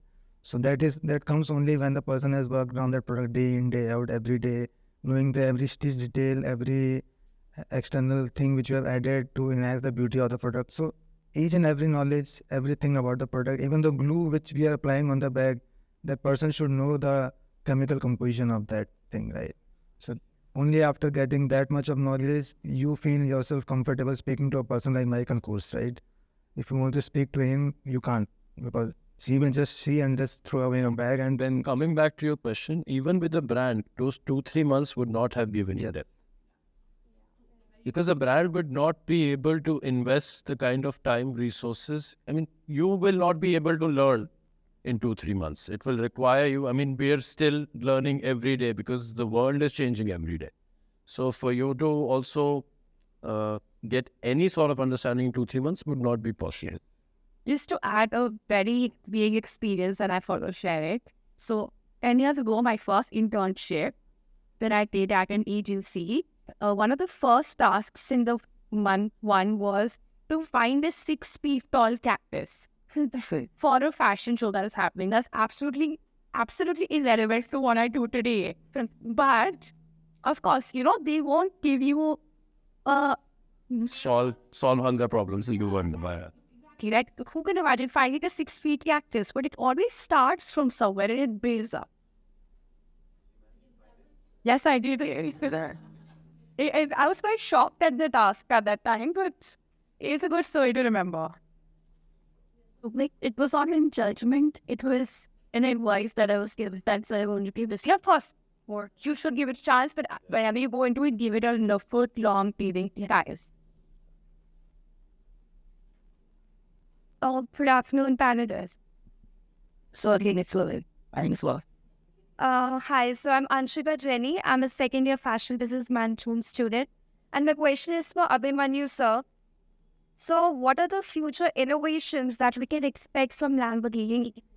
So that will continue to set it apart to the sports car market. So, The real stage. lot of it is I'm bound by NDAs, but okay. So it is. Would you like to know the brand movement or the product strategy? The brand move. Brand movement. To be very honest, there is no such strategy of brand movement. It's actually very dynamic in that sense. I'll give you an example. We had never planned to, as part of a brand strategy or probably communication, that we will be involved in NFT. NFT came up all of a sudden and everybody, what is NFT? Like, I still don't understand it, but Lamborghini was able to say, okay, this is something of cultural relevance as of today. Let's jump on the bandwagon. They, on one of the moon missions, they sent a carbon fiber chip, and when it was brought back, I said, this is the NFT, now you pay millions of dollars for it. And they commemorated a couple of cars which had that same livery and that kind of a thing. So in the future, yes, for sure, what is fixed for now is we are moving to more sustainability. Most of our products are going to get hybridized. We will be looking at an electric car by end of this decade. Probably some of you must have seen images of the concept already online. So this is where the brand is moving. Lamborghini has this very interesting, there's a dichotomy there. They say when we enter, it'll be brave, unexpected. We launched a supercar which is an off-roader, right? It's the 𝗟𝘂𝗍𝗏. But then we were not the first when it came to the SUVs. And we were discussing earlier that the Porsche Cayenne was the first sports SUV, right? So Lamborghini has kept them in that space that when we enter with a bang and we'll redefine that particular category. I mean, Lamborghini was the first actually inventor of supercars. Before this, Ferrari used to have engines in the front. Lamborghini was the first car or first brand that had engines in the back. Right? Doors used to go up. It had never been done before. But at the same time, they are open to the fact that we may not necessarily be the first, but when we get in, it'll be the best. So it's that fluidity in the entire system to not take rash decisions and still be relevant. I hope I can't give you more details. I'm sorry. Thank you so much. May I add Haji, please. to all the panelists? I'm Sachin. I have the career services here. I'm quite intrigued by Jessica's story. So if the panelists agree to this, I would like to know what was your first experience in the industry? Anyway, like when you started working, what was your first experience? If it is shared. Okay. Could be internship, could be anything. So, okay, the first experience in the luxury industry is okay because I've worked in hospitality and Your first job. Your first first job was Ernst & Young. I worked there for a month and I figured auditing was not my cup of tea. So the experience was simple. They told me to audit an oil company in USA, and we are given certain guidelines.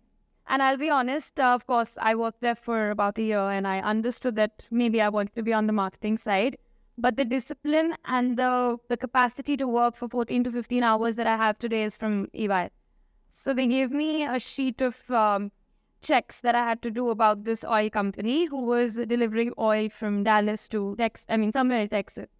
And I was like just out of college and I didn't know how to see this. So I put a tick on whatever was written and I said, my report is here, it's done. Good, signed by me. 2 days later, my lead came to me and he said, so they deliver the oil in a train between the two states. When the person who's the audit team, when they go and they check, the train has a circular, like a valve. You open that, you check that. Now, what these people do is, when you open it, you can only see the circular cylinder, so the volume of oil is that much. But actually, the oil is hidden inside. So what is visible to the eye is not the only quantity of oil that you're taking. So I learned that to audit and to check the minute details in life. It's difficult, and my audit was failed. I was like, Is that first experience helping you in all the things that you have? definitely, of course. I work 15 hours a day, and I don't think a lot of people can do that. And I'm proud of it. But yes, I try to pass that on to people. It's not healthy, but when required, you should have the capacity to take that burden, for sure. And certainly what the tell you to do is that, and we heard just that experience about the doctors. Yeah. As a fresh graduate, there are certain expectations, and I'm sure when you were fresh graduates, you have those expectations, and you start working with experience. In hindsight, it doesn't, but at the time, it must have felt that I'm really doing some trivial work. I didn't do it really for that. Exactly. Did you guys have that feeling? Is that So I have not always been with automobiles.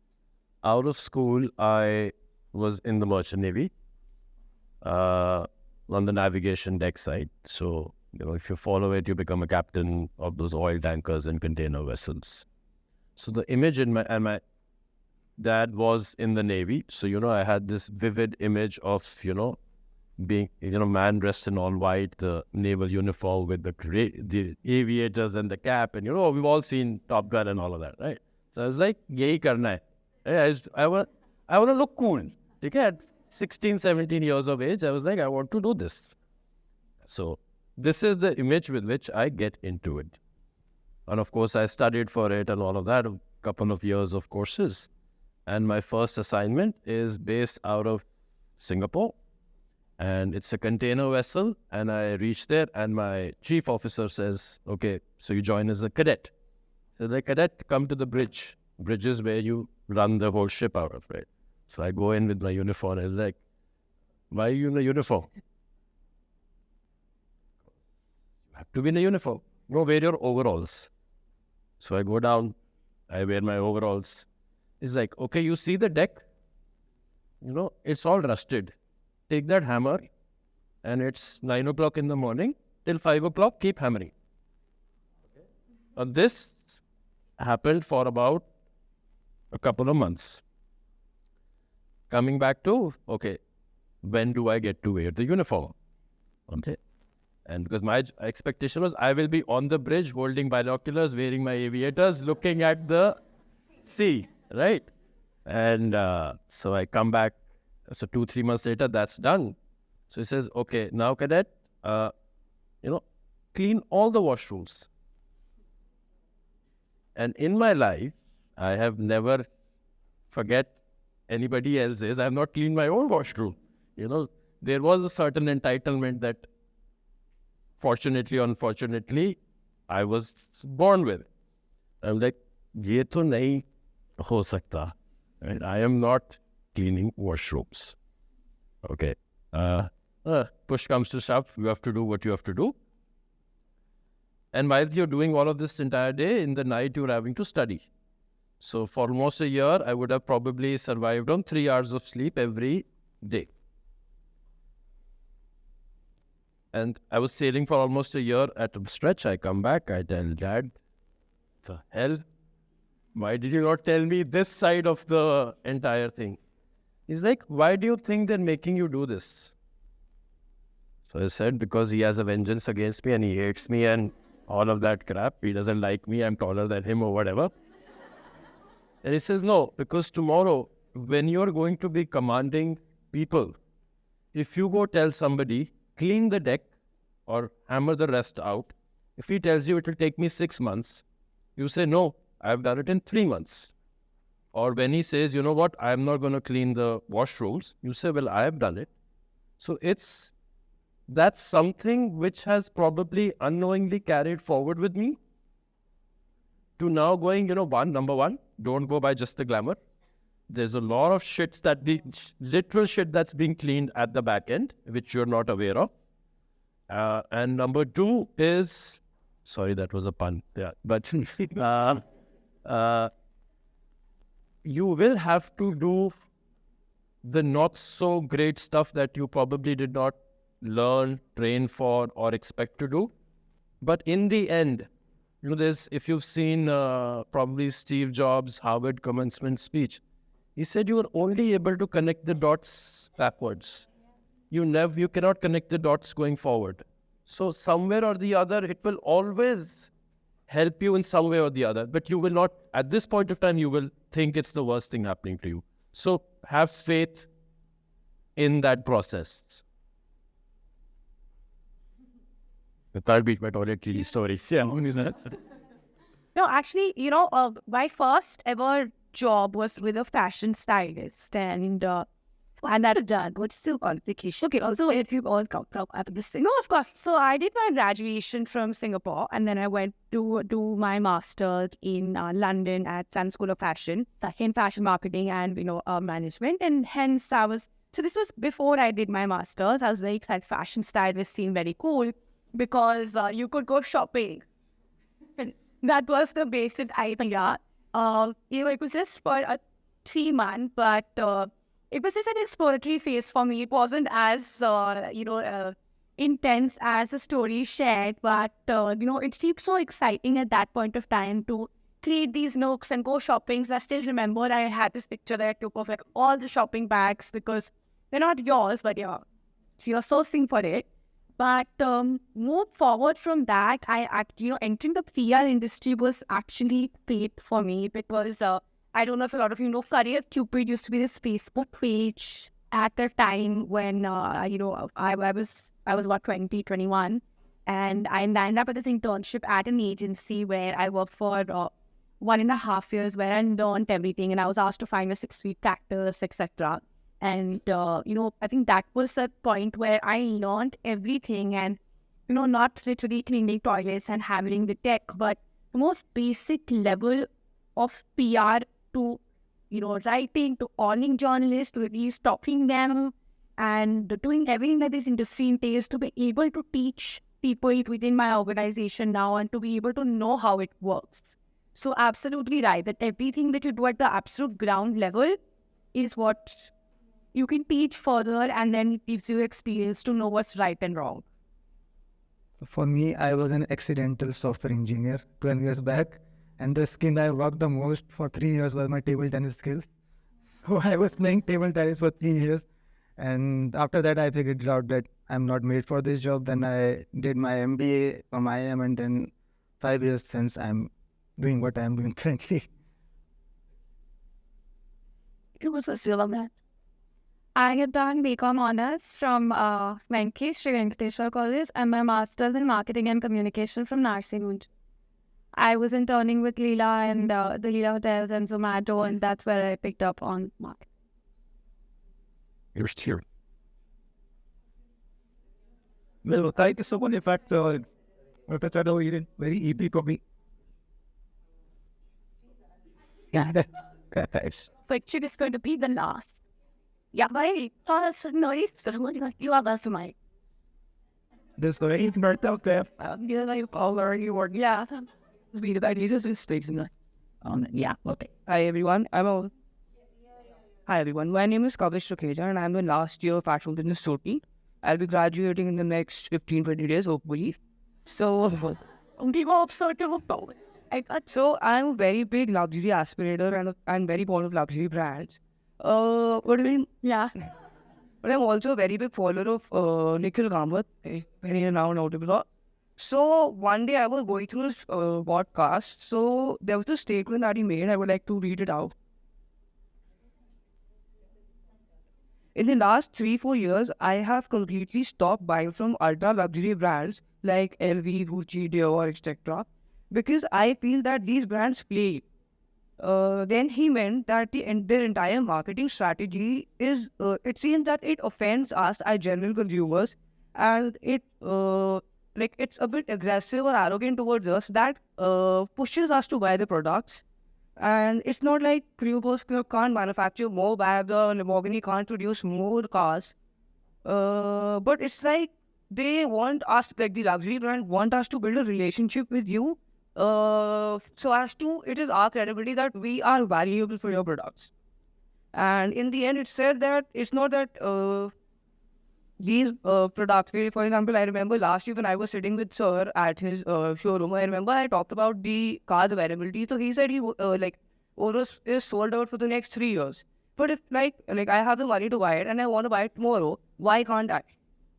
So that this question has two aspects. Like from the marketing aspect, if it is really arrogant or not, and from the production aspect, like why can't you produce more products if people have the money to buy? So it is actually playing on your consumer psychology. It is 100% arrogant. Because it is arrogant is why you value it. Because you can't have it is why you want it. You use the word, I want an Urus, but I can't have it for 3 years. If you could have bought an Urus tomorrow, you would have not brought up this question. There would be no desire. You would have just, you bought a car. Like, I want to buy an Urus, but you said that we sold out for the next 3 years. Like, I have the money to buy, but you're not willing to sell it to me. There's a difference.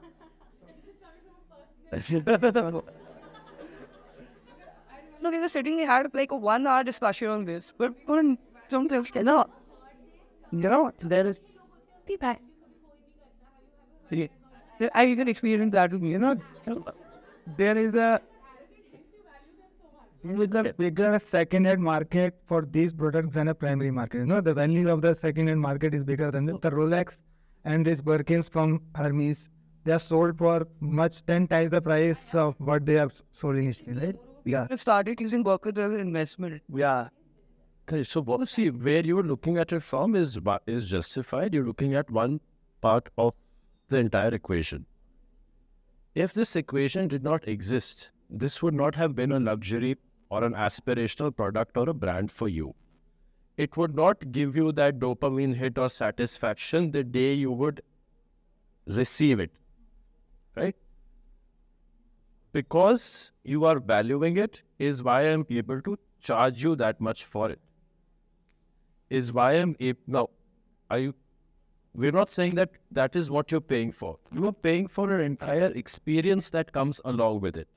It's a club that you're entering, right? That access cannot only be bought just by money. That access will require time and patience as well from the brand and from the consumer, because that is something that you will value. अगर आपको immediately मिल रहा है, तो वो valuable नहीं है. अगर उसके लिए आपको wait करना पड़ रहा है, then that thing starts building up. You know what? I managed to get... Now, this is where the customer delight comes in. And this is where people, the human element comes in, right? We did not have a discussion post that, right? So now, in a discussion post that, our discussion would have gone like this. There is a waiting of 3 years, but for you, I will figure out what I can do. Yes, exact. But Right? Third discussion would have been, I'm trying to figure out something for you in this year. Fourth discussion would have been like, okay, I have something coming next month. Now I have created that pull for you to not talk to me about discounts. You are feeling privileged now that I am giving you a car, right? You are indebted to me. exactly. Okay? I also think that the shortage strategy is very much there. But it is a very difficult game to master, right? There are some brands that are very aggressive in communication. For example, Ferrari is very aggressive in communication, saying, you want this car, you need to have 5 before. You need to have 5 before. You did not buy a Lamborghini. You have to attend an event. You cannot get the service from outside. Correct.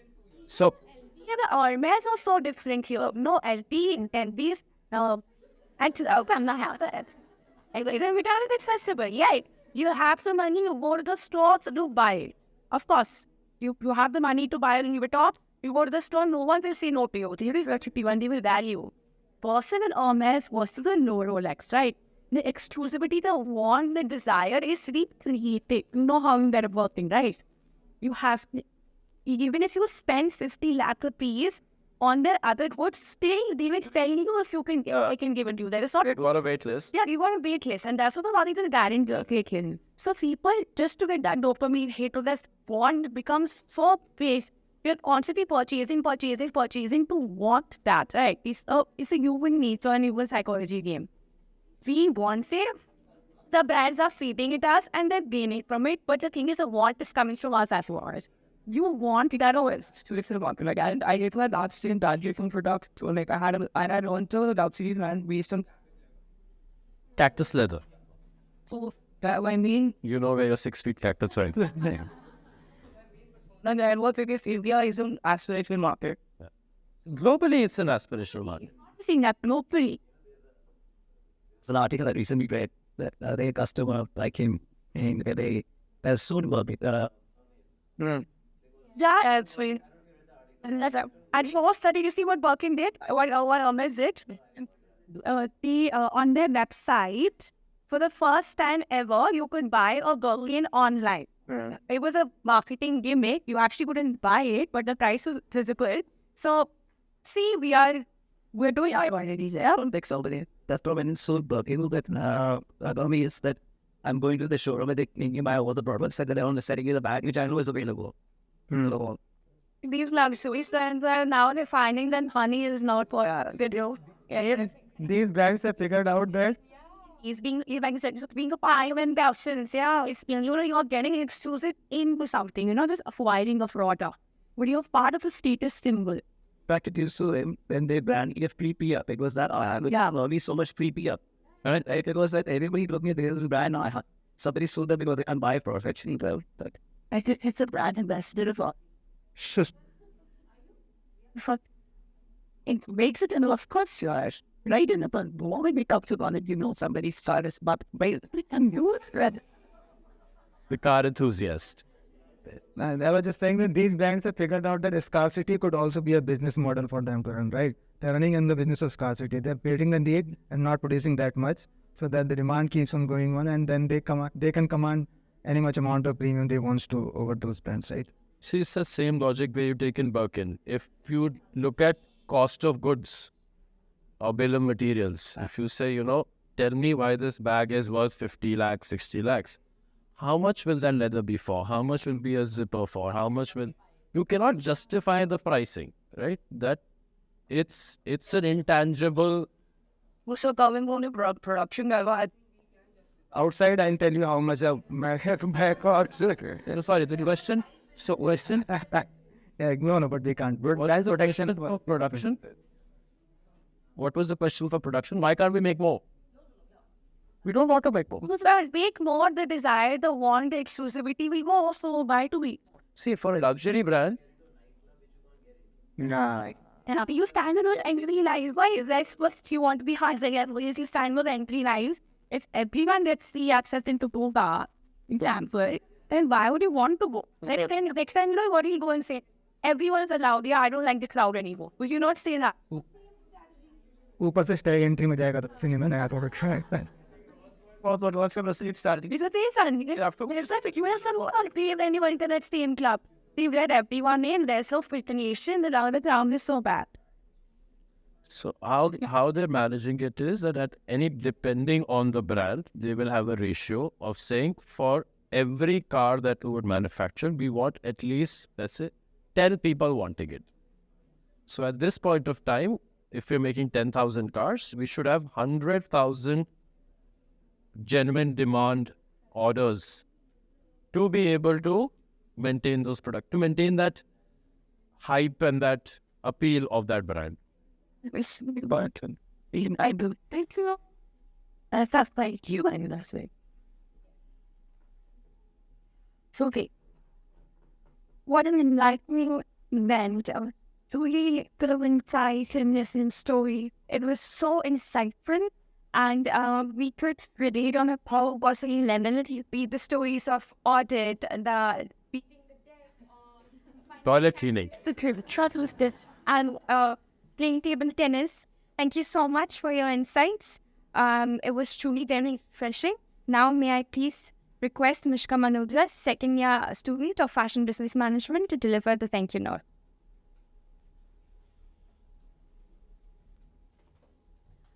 Esteemed guests, faculty members, and fellow students, on behalf of the Indian Institute of Art and Design, I, Mishka Malhotra, FBM student, stand before you today, brimming with gratitude for the phenomenal success of this symposium on the future of the Indian luxury ecosystem.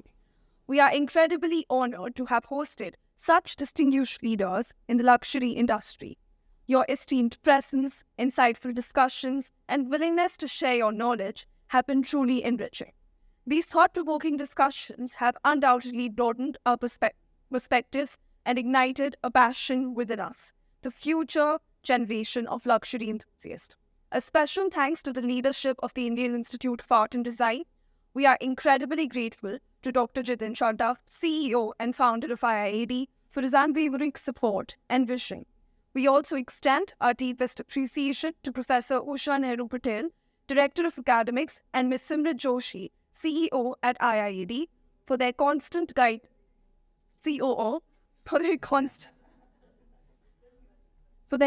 guidance and support throughout the planning process. Without their belief, this event would not have been possible. A round of applause for our dedicated team of volunteers.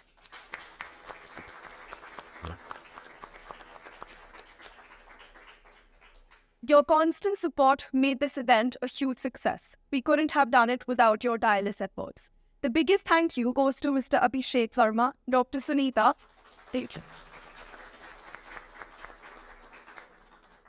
and all the other faculty members of the FBM department. Your dream, your vision, and your dedication made this symposium a reality. Finally, a heartfelt thank you to every student who attended this event and participated. Your enthusiasm and engagement made this event a success. On behalf of everyone at the Indian Institute of Art and Design, thank you once again. Let's once again give a huge round of applause for contributing to this remarkable event.